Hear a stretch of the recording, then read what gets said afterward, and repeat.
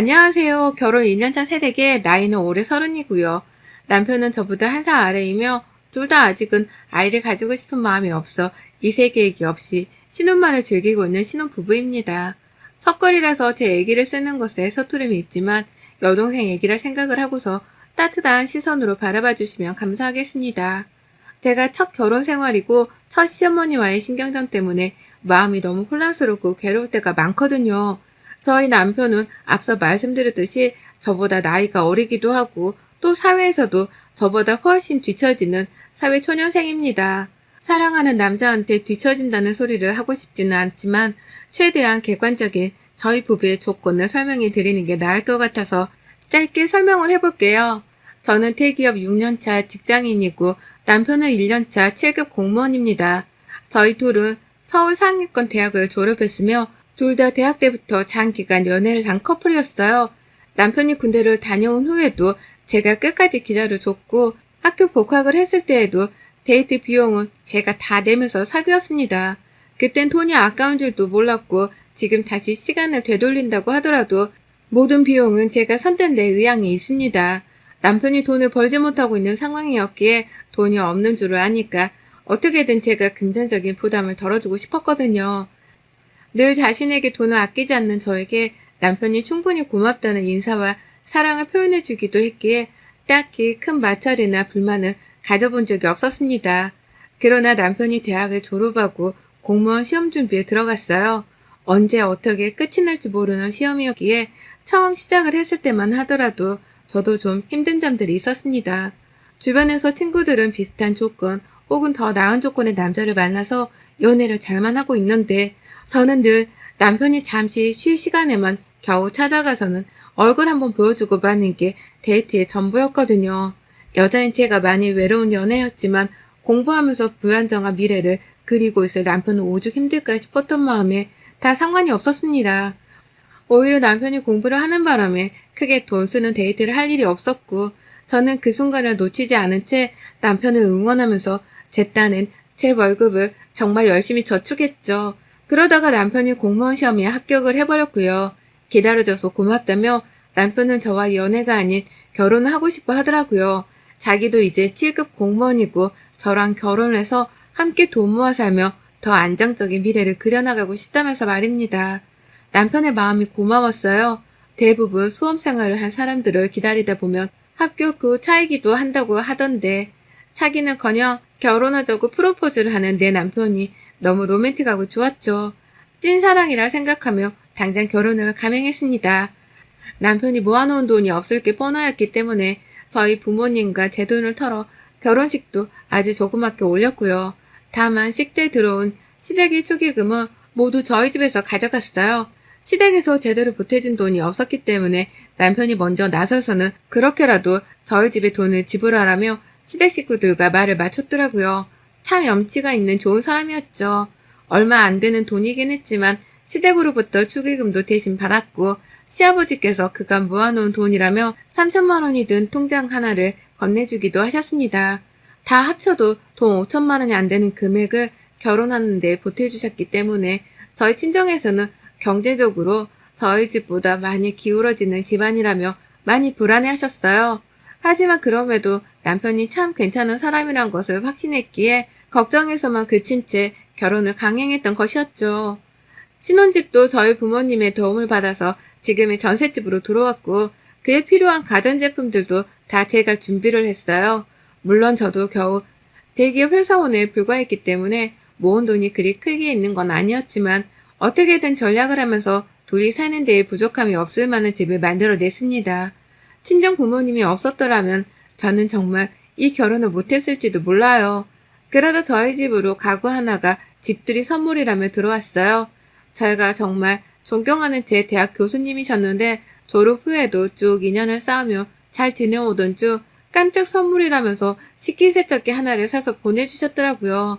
코로나로 결혼식에 참석을 못하셨는데 그게 미안했다며 더 신경을 써서 말이죠. 정말 감사했습니다. 한두 푼이 아닐 텐데 이렇게 선물을 잊지 않고 챙겨주신 것만으로도 너무 감사드렸죠. 하지만 저희 집에는 이미 전셋집 옵션으로 식기세척기가 부엌에 설치되어 있었고 그래서 당장 쓸 수 있는 환경이 못 되었어요.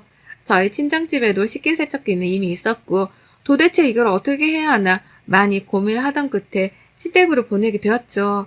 시부모님네 집에는 식기세척기가 없었습니다. 평생 쓸 줄도 모르는 분들이셨어요. 시댁으로 식기세척기를 드릴 마음은 애초부터 없었고 나중에 우리가 우리 집이라도 장만을 하면 교수님이 사주신 이 식기세척기를 쓰자면서 잠시 친정의 창고에라도 보관을 해놓을 참이었습니다. 그래서 잠깐 거실 한복판에 박스를 풀지 않은 채로 가져다 놨어요. 그런데 그걸 시어머니가 보시고는 자기한테 안 주고 뭐하냐면서 의아해 하시더라고요. 자기 집에 식기세척기가 없는 걸 뻔히 알면서 나만 노는 거 하나를 주지 않는다며 투정을 부리셨죠. 그 바람에 저는 선택의 여지 없이 그 기기를 시댁으로 보냈습니다. 존경하는 교수님이 직접 보내주신 집들이 선물이라 언젠가 꼭 돌려받았으면 좋겠다는 말도 절대로 잊지 않을 제 말이죠. 그 두 차례 시댁에 갔을 때 볼 때마다 시댁 한켠에 놓여져 있던 식기세척기가 반가웠어요. 시댁 식구들끼리 밥을 맛있게 먹고 나서는 당연히 식기세척기가 있으니 그릇은 그 기기를 이용해서 씻어냈습니다. 시어머니도 이미 많이 쓰셨던 건지 기기 주변으로 손자국같이 사용을 한 흔적들이 묻어나 있더라고요.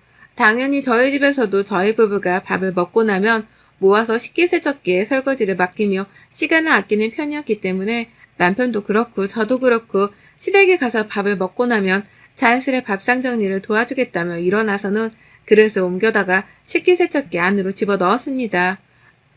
그런데 2달 전 남편의 생일이 찾아와 시댁에서 같이 밥을 먹자고 불러냈고 그래서 퇴근 후 시댁에 갔더니 식기세척기가 시댁에서 감쪽같이 사라졌더라고요. 제가 분명히 언젠가 돌려달라고 말을 했었음에도 불구하고 말이죠. 식기세척기 어디 갔어요? 라며 당황해서 물어보는 제게 시어머니가 그러시더라고요. 아, 그거 쓸모가 없길래 확 당근마켓에 팔았다. 팔길 잘했지. 설거지는 역시 사람 손으로 하는 게 최고더라고. 걱정 마라. 설거지하면 내가 옆에서 그릇은 치워줄 테니. 라고 말합니다. 그게 무슨 말씀인가 싶었어요. 설마 식기세척기를 팔았다고 해서 나한테 설거지를 맡기려는 생각인 건가 싶기도 했습니다. 그것보다도 당연스레 저한테 설거지를 맡기며 자신은 도와주겠다고 말하는 시어머니의 모습에서 확 깨버렸죠. 설마 요즘 같은 세상에도 며느리한테 집안 설거지를 맡기려고만 하는 철딱선이 없는 시어머니가 있나 싶었는데 딱 보니 우리 시어머니가 그 짝인 것 같더라고요. 그리고 이건 저뿐만 아니라 시아버지와 남편도 저와 똑같이 느껴본 것 같습니다. 제가 너무 당황함과 동시에 열불이 나서는 얼굴이 빨개진 채로 그걸 그렇게 그냥 팔아버리셨다고요? 저한테 돌려주기로 약속하셨잖아요, 애초에.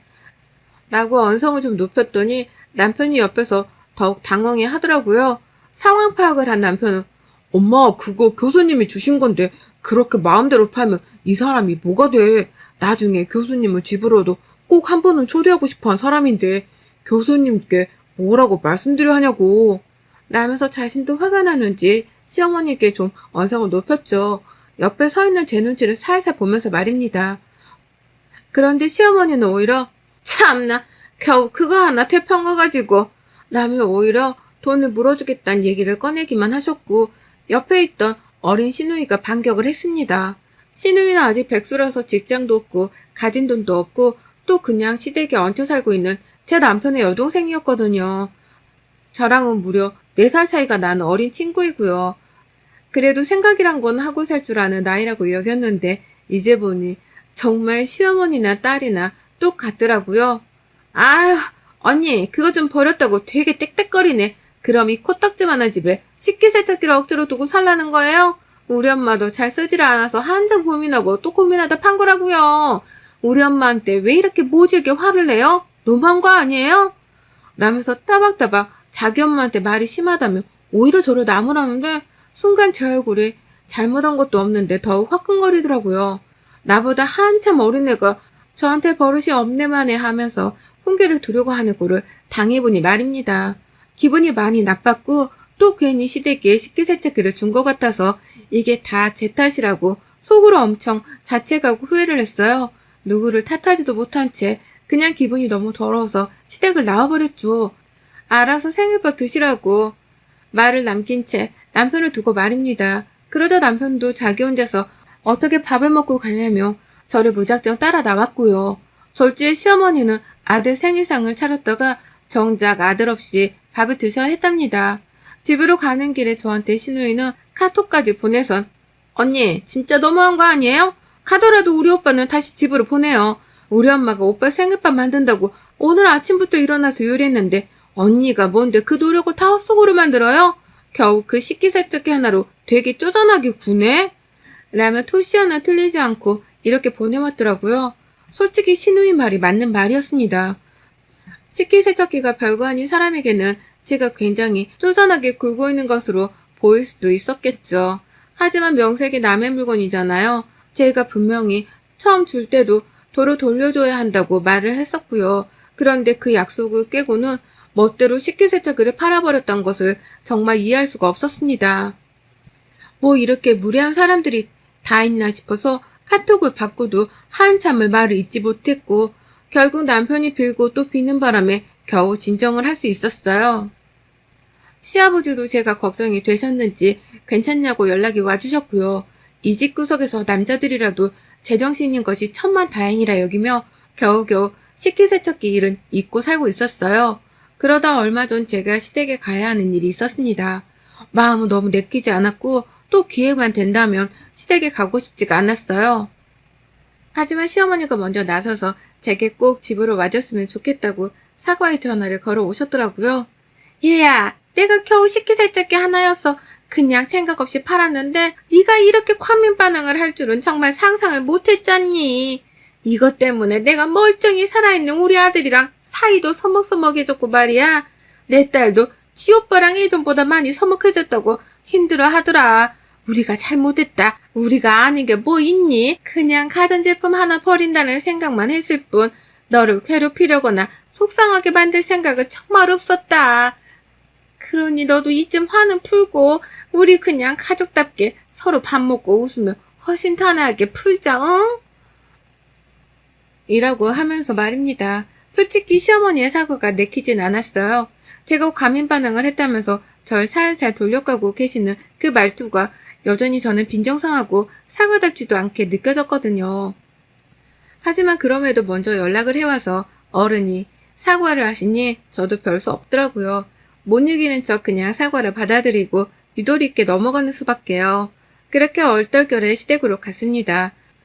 아가씨랑은 아직 제대로 서로 사과한단 말을 나눠본 적이 없었지만 집에 들어가니 아가씨가 먼저 저한테 언니 왔어요?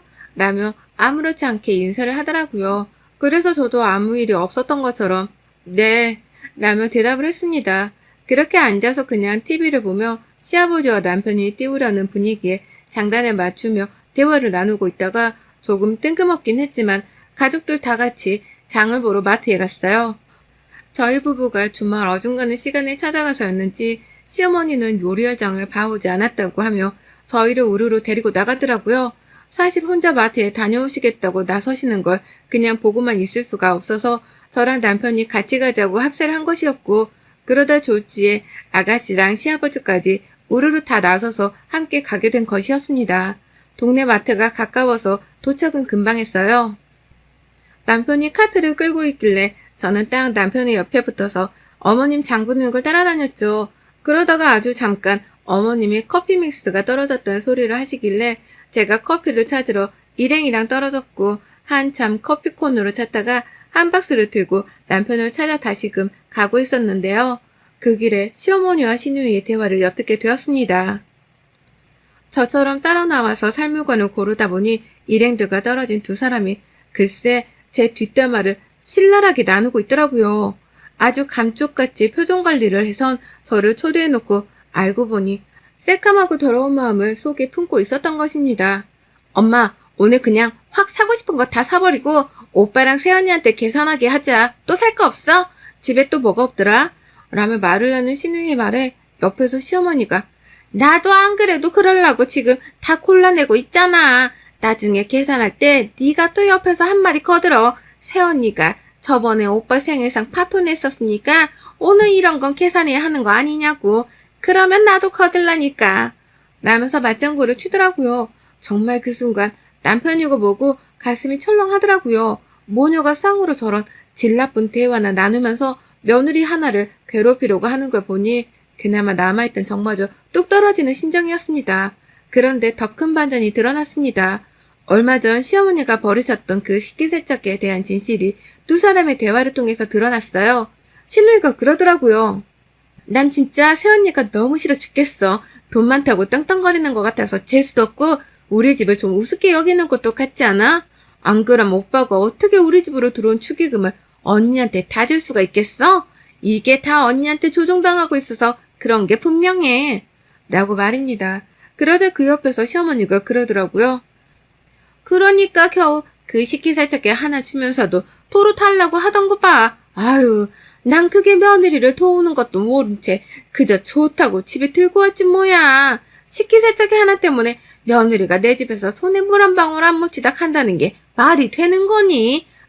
빨리 팔아버렸으니 그나마 다행이지. 만약 그걸 안 팔았음 오늘도 니네 언니는 손에 절대 물 안 묻혔다. 내가 절대로 그건 두고만 보고 있을 수 없지. 저번에도 니네 오빠 생일상을 핑계로 설거지 한번 시켜보려다가 저게 혼자 식기세척기를 팔았다고 삐져서는 집으로 돌아가는 바람에 흐지부지 된 거 아니야. 오늘은 기필코 내가 며느리녀 손에 물을 묻히고야 만다. 라고 말입니다. 아이고 세상에나. 그러니까 며느리인 제가 집안에서 설거지를 하면서 식물 노릇을 하는 꼴을 어떻게든 보고 싶은 나머지 제 교수님이 사주신 멀쩡한 식기세척기를 버렸단 소리를 하더라고요. 딸 가진 사람이 며느리 귀한 줄을 모른 채 자기 딸한테 아주 자랑스럽게 그 말을 하고 있었고 저는 그 말을 바로 근처에서 귀담아 듣게 되었고요. 파르르 떨리는 입술을 진정시키며 확 그냥 마트 안에서 저 모녀를 개박살 내줄까도 싶었지만 참았습니다. 카트를 끌고 있던 남편을 재빠르게 찾아가서는 호주머니 안에 있던 지갑을 꺼내들었고요. 저 혼자 몸이 안 좋아서 먼저 집에 가겠다는 말을 남기고 마트를 빠져나왔어요. 그 바람에 마트 안에서 장을 본 건 꼼짝없이 시어머니 혹은 시아버지가 계산을 해야만 했죠. 집으로 혼자 택시를 타고 오는 게 정말 눈물도 안 나오는데 마음은 서러워 괴롭더라고요. 겨우 나 하나 손에 물 한번 묻혀보며 식물살이를 시켜보려고 식기세척기를 없앴단 말이 너무 소름 끼쳤습니다. 그래놓고는 자기 엄마가 아들 생일상을 차리려고 아침부터 고생을 했네 어쩌네 하면서 애를 운운하던 신우의 말도 다시 떠올려보니 얼척이 없었네요. 애미나 딸이나 하나같이 사람 귀한 줄을 모르고 버르장머리 없이 생각하고 행동하는 것에 대해서는 죗값을 톡톡히 치러줘야겠다 싶었습니다. 먼저 집으로 들어가 잠시 쉬고 있다 얼마 뒤 가족들이 들어왔어요. 남편과 시아버지는 집에 들어오자마자 제 상태가 어떤지를 확인하면서 걱정하는 말씀을 뱉어주셨지만 시어머니랑 시누이는 소파 위에 대놓고 누워있는 제가 너무 꼴보기 싫었는지 쳐다만 보고는 곧장 부엌으로 가더라고요. 자기들 돈으로 직접 계산을 해서 음식들을 보니 아주 그냥 한가득이었습니다. 그래서 제가 일부러 말했죠. 우와 이거 다 사느라 돈 꽤나 드셨겠어요. 오늘 정말 맛있는 어머니 음식을 오랜만에 먹을 수 있겠는데요. 그런데 어쩌죠? 제가 몸이 너무 안 좋은데 그냥 남편한테 집에 바래다 주라고 하고 싶은데 그래도 오랜만에 어머님이 만들어주신 음식을 남편도 그리워하는 것 같아서 조금만 버텨볼게요. 그 전까지 저는 좀 들어가서 쉬고 있어도 될까요? 아가씨 방 침대에 누워있어도 괜찮죠? 라고 말해줘. 그러자 아가씨도 배알이 꼴렸는지 당장 그러라는 소리는 못한 채 자기 엄마를 한번 보더니 마음대로 해요. 라고 떨떠름하게 대답을 하더라고요. 그리고 저는 정말로 아가씨 방 침대에 양말을 신고 들어가서는 한참을 누워만 있었습니다. 실제로 잠이 들기도 들었고 보란듯이 창문을 열어서 코를 골기도 했어요.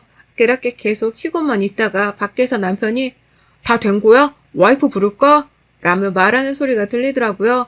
그러자 시어머니도 아 국만 끓이면 되는데 나오라고 해라. 밥 공기 정도는 지가 퍼야 할 거 아니야.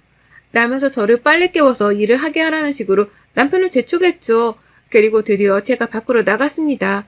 자진해서 일어나 밖을 나가서는 어머니께 말씀드렸어요. 그럼요. 제가 밥 정도는 퍼야죠. 라면서 저를 도와주겠다고 옆에서 얼쩡거리고 있는 남편을 꼭 붙들어 매고는 밥을 퍼 밥 공기를 전해줬고요. 시어머니 보란듯이 부엌에 상부장 내에 들어가 있던 그릇들을 아주 그냥 싹 다 꺼내버렸습니다. 괜히 밥풀 묻은 주걱을 놔둘 용도로 멀쩡한 새 그릇 하나를 꺼냈었고, 국그릇으로 쓰려고 괜히 작은 용기에 한번 펐다가 아, 이 그릇은 너무 작겠죠?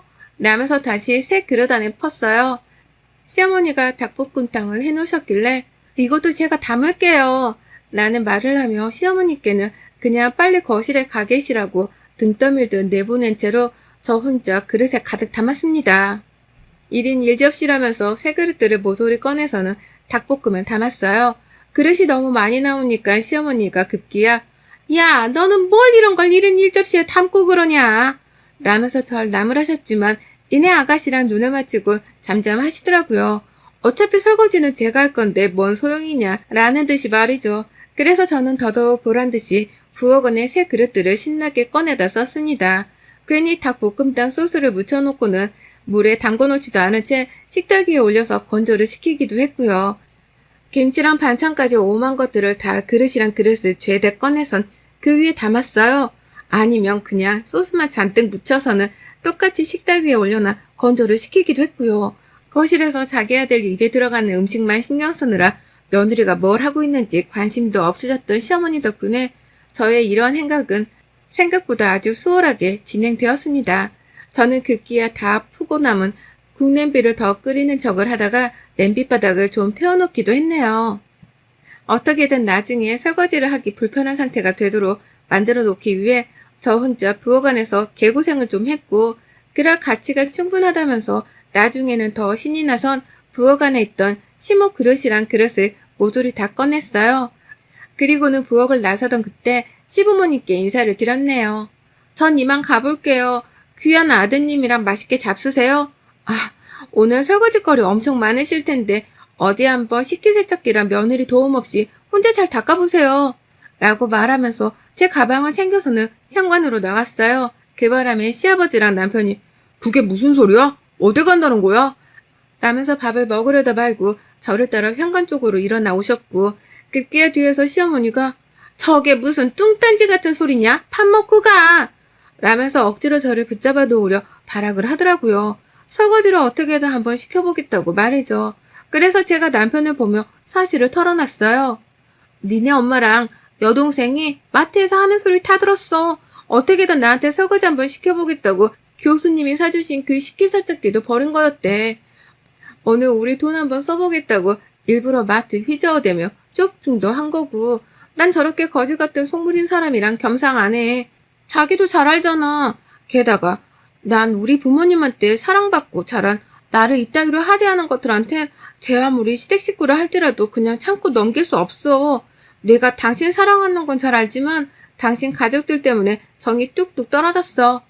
밥 잘 먹고 집에 오면 당신 짐 다 싸서 오늘 안으로 당장 나가. 다시는 내 집안에 발 들여놓을 생각도 하지 말고 네 엄마랑 여동생은 내 앞에 절대로 보일 생각도 하지 마. 재수 없으니까. 라면서 뜬금없는 폭탄 선언까지 하고는 시댁 문을 쾅 닫고 나왔습니다. 나오는 순간 시댁 안에서는 남편이 아주 시어머니와 여동생을 향해 소리를 지르며 무슨 일이 있었던 거냐고 화를 내더라고요. 시어머니는 그 앞에서 아주 쩔쩔매고 계셨고요. 급기야 남편은 불이 났게 저를 따라 집을 나왔는데요. 저는 그 길로 남편을 데리고 집으로 돌아왔어요. 시어머니하고 시누이 버릇 좀 고쳐야겠다며 남편에게는 집 나간 척을 하며 당분간 시댁에서 좀 지내란 부탁을 했고요. 처음엔 남편이 이렇게까지 해야 하냐고 했지만 남편도 자기 엄마랑 여동생의 버릇을 단단히 고쳐주고 싶었는지 짐을 싸서는 시댁으로 들어가더라고요. 결국 그 바람에 시댁은 아주 난리가 났습니다. 그날 가뜩이나 설거지거리가 한가득이어서 시어머니 똥줄이 탈셀터인데 멀쩡한 아들이 이혼남이 되어서는 쫓겨나 집으로 들어오니 아찔하셨겠죠. 가장 먼저 시어머니가 연락이 와서는 제발 다시 한번 화해하고 합치라면서 쩔쩔 매더라고요. 저처럼 결혼식 비용에 혼수까지 다 준비해올 며느리를 또 만날 수 없다는 것을 본인도 뒤늦게 알아챘는지 내가 너한테 받은 게 너무 많은데 이렇게 이혼하면 미안해서 어떡하니? 내가 딸이랑 했던 말은 제발 잊고 너희 둘이서라도 잘 살아라. 내가 정말 다신 간섭하지 않을게. 다신 설거지 어쩌고 하는 소리도 입 밖으로 내지 않으마. 딸년도 내가 교육 똑바로 다시 시키고 살 테니까 부디 아들만은 좀 데려가라. 라며 사과도 제대로 하셨습니다. 옆에서 시아버지는 진심으로 사과라고. 너도 얼른 네 새언니한테 사과해. 라면서 시누이를 혼내고 있는 소리도 들리더라고요. 결국 저는 하루도 되지 않아 얼굴을 보진 않았지만 시누이랑 시어머니께 정식으로 사과를 받았습니다. 절대로 다시는 설거지로 부르지도 않고 아예 연락도 잘 하지 않을 테니 둘이서라도 잘 살라면 말씀하시길래 저도 이제는 다시는 어머님 얼굴 보고 싶지 않아요.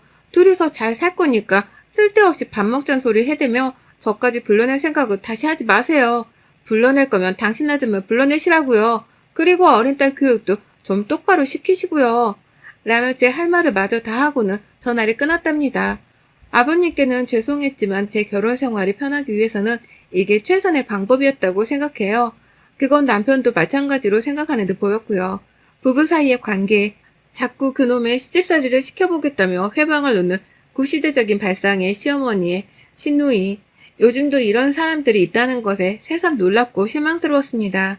식기세척기만도 못한 취급을 받는 나의 처지가 너무 딱했지만 이렇게라도 사과를 받고 얼굴을 안 보고 살 수 있게 되어 참 영광이네요. 결국 교수님이 이런 미래를 내다보고 제게 식기세척기를 사주셨던 것인가 싶기도 하고요.